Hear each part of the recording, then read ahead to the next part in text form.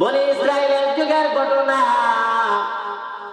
হযরত জুরাইজ রাহমাতুল্লাহি আলাইহি তিনি ব্যবসা বাণিজ্য করতেন।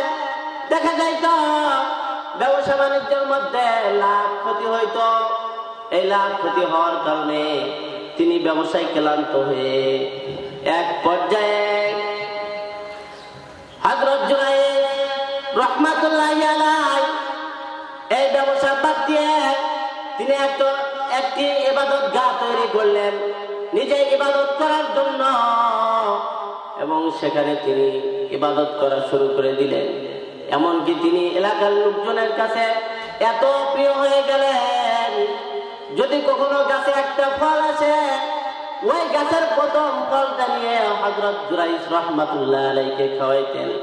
এরকম ভাবে তাকে লোকজন মহব্বত করতেন। এক সময় তার মা এসে জুরাইজকে ডাক দিল, হে বাবা জুরাইজ। দেখা গেল জুরাইজ রাহমাতুল্লাহি আলাইহি নামাজরত অবস্থায় ছিলেন। এমত অবস্থায় জুরাইজ বলে, আল্লাহুম্মা সাল্লি ইয়া ওয়া উম্মি, আল্লাহুম্মা সাল্লি ওয়া উম্মি। বলে একদিকে আমার নামাজ আর একদিকে আমার মা, এখন আমি কোনটা করব? এরকম ভাবে হযরত জুরাইজ রাহমাতুল্লাহি আলাইহি নামাজের মধ্যে রত রইলেন। এরকম ভাবে 3 বার ডাক দিয়েছেন। এরকম ভাবে যখন ডাক দিয়েছেন সন্তান তারপরেও কি করে নাই, দেখা গেছে মার ডাকে সাড়া দেয় নাই, না দিয়ে তিনি সালাত আদায় করার অবস্থায় রয়েছেন।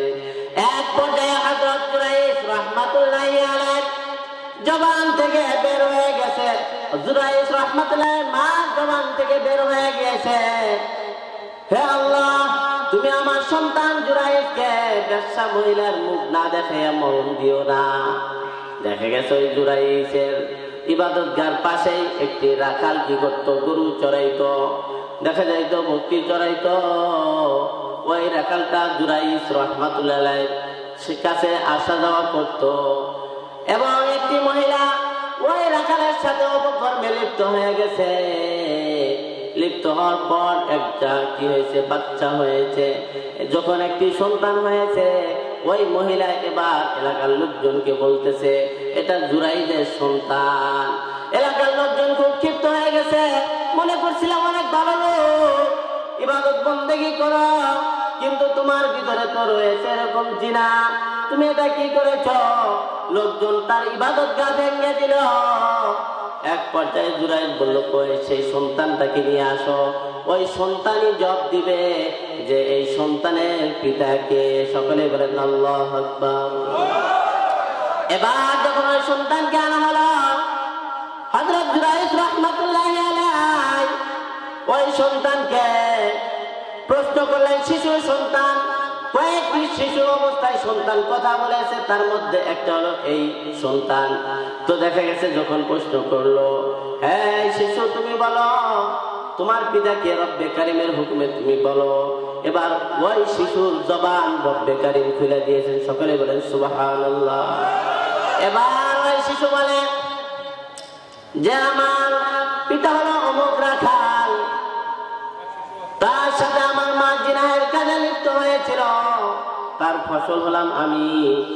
এবার চিন্তা করেন, মার বদদুয়ার কারণে একটু মনে কষ্ট লেগে গেছে, জবান দ্বারা একটা কি হয়েছে, বদদুয়া বের হয়ে গেছে।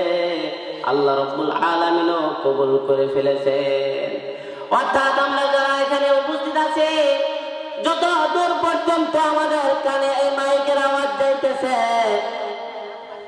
আমরা সকলে মনোযোগ সহকারে শ্রবণ করে যেন আমাদের কি না হয়, আমাদের জবান দ্বারা এমন কোনো কথা যেন না বের হয় যে কথার দ্বারা মা বাবা কষ্ট পায়। আমাদের আচরণের দ্বারা এমন কোনো ব্যবহার যেন না হয় যে ব্যবহারের দ্বারা মা কষ্ট পায়।